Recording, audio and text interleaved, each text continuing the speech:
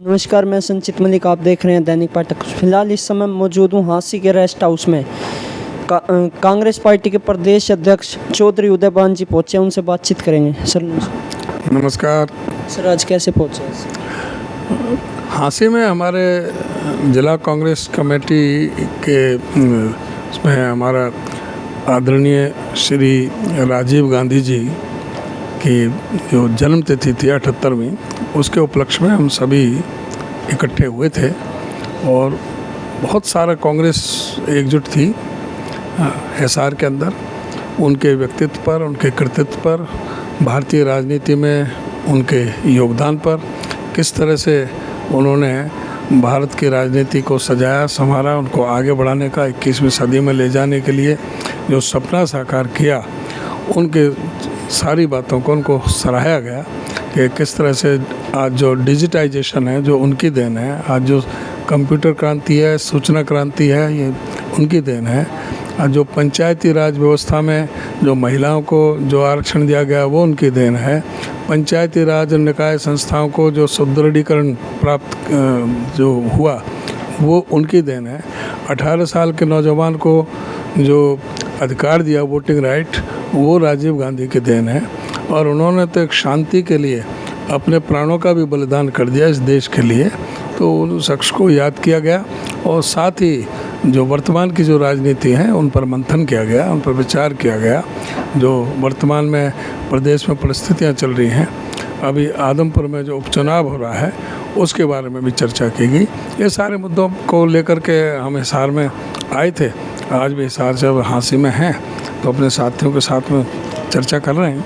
क्या तैयारियां चल रही हैं सर आदमपुर? तैयारी हमारी बिल्कुल मजबूत हैं अपनी तरफ से। आप देख रहे हैं तैयार, हम तो तैयार बैठे हैं। ये इलेक्शन को घोषणा करें, घोषणा करते ही आप देखोगे सारा जो ना सब हम फील्ड में नज़र आएंगे आपको आदमपुर के अंदर। सर, बीजेपी में जाने का मकसद क्या था? बीजेपी में जाने का मकसद तो होगा कोई काला धन छुपाना होगा, या कोई डील हुई होगी। व्यापारी आदमी, बिजनेसमैन आदमी है, उसका जो है ना कोई सिद्धांतों से तो कोई लेना देना है नहीं, कोई सिद्धांत उनका है नहीं। कभी बसपा में बात करते हैं तो कभी बीजेपी में बात करते हैं, तो फिर वो कांग्रेस में बात करते हैं जब उन्हें हुड्डा साहब बड़े अच्छे लगते हैं। अब वो हुड्डा साहब का भी विरोध करते हैं।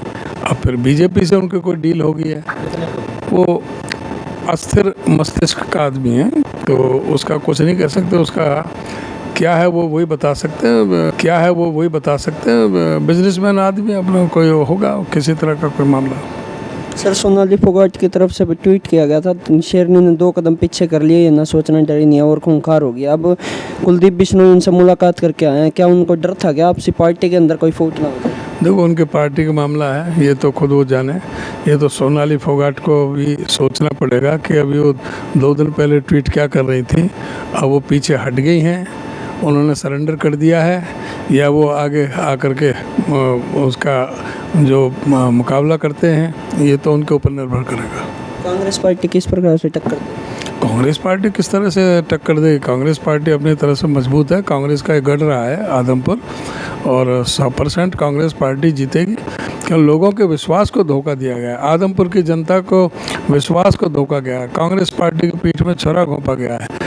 लोग इस बात से दुखी और परेशान हैं। इनको कांग्रेस का एमएलए बना करके भेजा था बीजेपी के खिलाफ। इन्होंने ये नहीं कहा था कि तुम उनकी पीठ में छुरा घोंप के क्रॉस वोटिंग करोगे, राज्यसभा में आप जो बीजेपी का खेल में शामिल होंगे, उनके षड्यंत्र में शामिल होंगे। इसके लिए कोई आदमपुर की जनता ने इजाज़त नहीं दी थी।